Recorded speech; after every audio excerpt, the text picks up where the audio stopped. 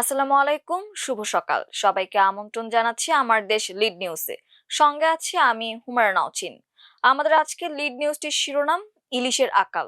লিখেছেন গাজী শাহনেওয়াজ। চলুন বিস্তারিত জেনে নেওয়া যাক। জাতীয় মাছ ইলিশের উৎপাদনে উদ্বেগজনক নিম্নমুখী প্রবণতা দেখা দিয়েছে। সরকারি জরিপ অনুযায়ী টানা 2 অর্থ বছরে দেশে ইলিশের উৎপাদন কমেছে।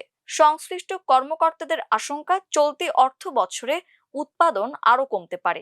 বিশেষজ্ঞরা বলছেন নদীর নাব্য হ্রাস, পলি জমে ডুবোচর সৃষ্টি, জলবায়ু পরিবর্তন, প্রতিকূল আবহাওয়া, প্লাস্টিক দূষণ, অতিরিক্ত ও অনিয়ন্ত্রিত মাছ আহরণ, জাটকা নিধন, ট্রলিং বোটের অনিয়ন্ত্রিত শিকার এবং নদী সমুদ্রের বাস্তুতন্ত্রের পরিবর্তনের সম্মিলিত প্রভাবে দেশের ইলিশ উৎপাদন মারাত্মক ঝুঁকির মুখে পড়েছে। বিভিন্ন সরকারি ও গবেষণা সূত্রে এসব তথ্যের সত্যতা মিলেছে।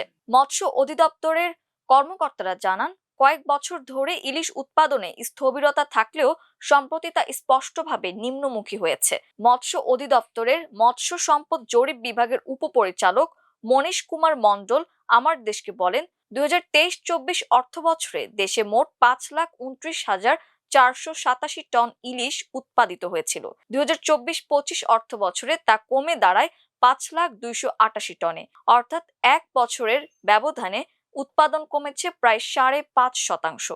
চলতি অর্থবছরের চূড়ান্ত হিসাব এখন পর্যন্ত প্রকাশ না হলেও মাঠ পর্যায়ের প্রাথমিক তথ্য বলছে এবারের পরিস্থিতি আরো আশঙ্কাজনক। মৎস্য অধিদপ্তরের প্রাথমিক ধারণা অনুযায়ী চলতি মৌসুমে এখন পর্যন্ত ইলিশ উৎপাদন 4 লাখ টনের কাছাকাছি, যা কোনোভাবেই আগের বছরের লক্ষ্যমাত্রা স্পর্শ করতে পারবে না। কারণ এর পরপরই আবার ইলিশ নিধনে সরকারি নিষেধাজ্ঞা জারি হবে। খোঁজ নিয়ে জানা গেছে, আষাঢ় শ্রাবণের ভরা মৌসুমেও উপকূলীয় অঞ্চলের জেলেদের জালে কাঙ্ক্ষিত ইলিশ ধরা পড়ছে না। বঙ্গোপসাগর থেকে মেঘনা, যমুনা ও তেঁতুলিয়া সহ বিভিন্ন নদীপথে একই চিত্র। মাছের সংকটের পাশাপাশি দাদন ও ঋণের চাপে বিপাকে পড়েছেন জেলেরা। ফলে উপকূলীয় অর্থনীতিতেও স্থবিরতা নেমে এসেছে। বিশেষজ্ঞরা বলছেন, কার্যকর সংরক্ষণ ও কঠোর আইন প্রয়োগ ছাড়া পরিস্থিতির উন্নতি সম্ভব নয়। তাদের মতে, ইলিশের বর্তমান সংকট দীর্ঘায়িত হলে তা দেশের খাদ্য নিরাপত্তা, জীববৈচিত্র্য এবং জাতীয় অর্থনীতির ওপরও নেতিবাচক প্রভাব ফেলতে পারে। গবেষণা অনুযায়ী ইলিশের জীবন চক্র ও প্রজনন সম্পূর্ণভাবে প্রাকৃতিক পরিবেশের ওপর নির্ভরশীল। ডিম ছাড়ার জন্য পূর্ণবয়স্ক ইলিশ গভীর সমুদ্র থেকে মিঠা পানির নদ নদীতে আসে। দেশে এ ধরনের 6টি প্রধান প্রজনন ক্ষেত্র চিহ্নিত করা হলেও বর্তমানে এসব পথে নানা প্রতিবন্ধকতা সৃষ্টি হয়েছে।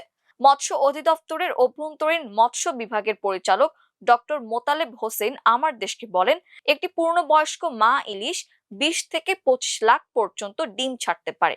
ইলিশের সহজাত বৈশিষ্ট্য হলো, যেখানে জন্ম হয়েছে বা পূর্বপুরুষেরা ডিম ছেড়েছে সেখানে ফিরে যাওয়ার চেষ্টা করা। কিন্তু নদীর মোহনায় পলি জমে ডুবোচর সৃষ্টি হওয়ায় অনেক স্থানে পানির গভীরতা কমে গেছে। ফলে ইলিশ আগের মতো সহজে প্রজনন স্থলে পৌঁছাতে পারছে না।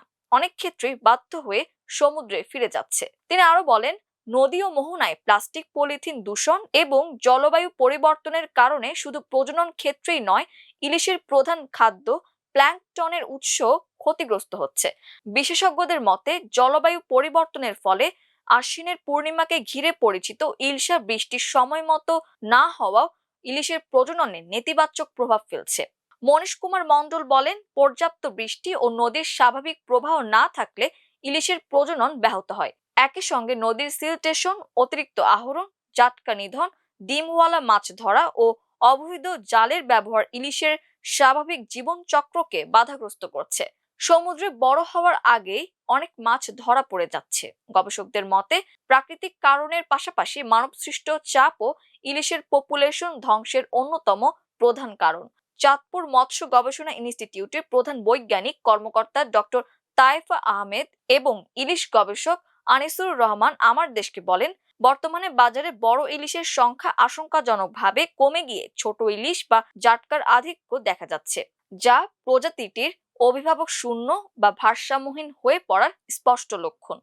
উপকূলীয় জেলে ও আড়তদাররাও একই ধরনের সংকটের কথা জানিয়েছেন। তাদের অভিযোগ, শিল্প ট্রলারের অনিয়ন্ত্রিত মাছ ধরা, ছোট ফাঁসের জালের ব্যবহার এবং সমুদ্রে অতিরিক্ত আহরণ পরিস্থিতিকে আরো জটিল করে তুলেছে। ফলে জেলে, ট্রলার মালিক ও ব্যবসায়ী সবারই লোকসান বাড়ছে। মানিকগঞ্জের জেলে মিজান আমার দেশকে বলেন, এবার সারা রাত জাল ফেলেও 10 থেকে 20টির বেশি ইলিশ পাচ্ছেন না তারা। অতিবৃষ্টির কারণে মাছ উজানে আসছে না। পাশাপাশি মৌসুমের বাইরে জাটকা নিধনেরও প্রভাব পড়েছে। বরগুনার পাথরঘাটা উপজেলার জেলে আলমগীর খলিফা অভিযোগ করে আমার দেশকে জানান, সমুদ্রের ট্রলিং বোটের অনিয়ন্ত্রিত মাছ ধরা সবচেয়ে বড় ক্ষতির কারণ হয়ে দাঁড়িয়েছে।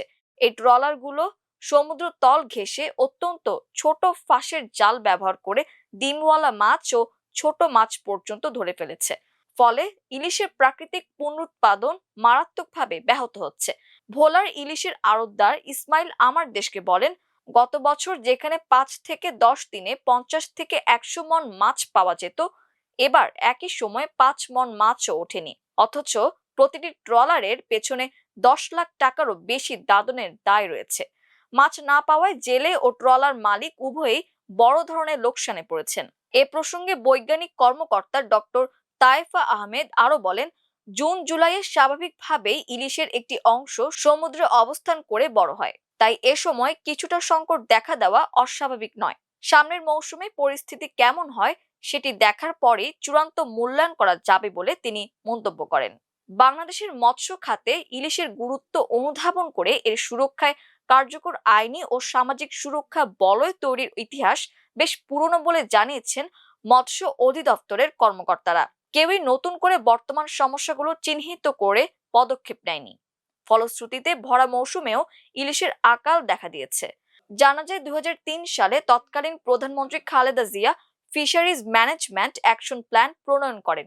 এই অ্যাকশন প্ল্যানের অধীনেই প্রজনন মৌসুমে নির্দিষ্ট সময় ইলিশ আহরণ নিষিদ্ধ, জাটকা সংরক্ষণ, অভয়াশ্রম ঘোষণা এবং ক্ষতিগ্রস্ত নিবন্ধিত জেলেদের জন্য ভিজিএফ ও বিকল্প জীবিকার কর্মসূচি চালু করা হয়। পরবর্তী সরকারগুলো মূলত সেই নীতিমালার ধারাবাহিকতায় সংরক্ষণ কার্যক্রম পরিচালনা করে আসছে। তবে ইলিশের বর্তমান সংকট কাটিয়ে উঠে দেশের এই রূপালী সম্পদকে পূর্বাবস্থায় ফিরিয়ে নিতে গবেষক ও খাত সংশ্লিষ্টরা জরুরি ভিত্তিতে বেশ কিছু ব্যবস্থা গ্রহণের দাবি জানিয়েছেন।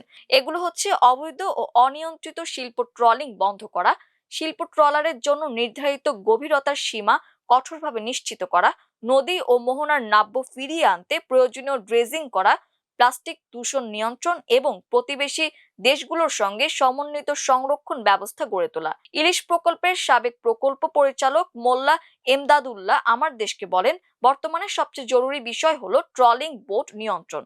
এসব ট্রলারের 40 মিটারের বেশি গভীরতায় মাছ ধরার কথা থাকলেও অনেক সময় তারা কম গভীরতায় চলে আসে। সেখানে ছোট মাছ ও জাটকা বেশি থাকায় বিপুল ক্ষতি হচ্ছে।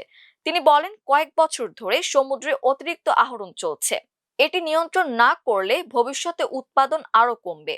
সংরক্ষণ কার্যক্রমের সুফল আছে, তবে আইন বাস্তবায়নে দুর্বলতা থাকলে সেই সুফল টেকসই হয় না।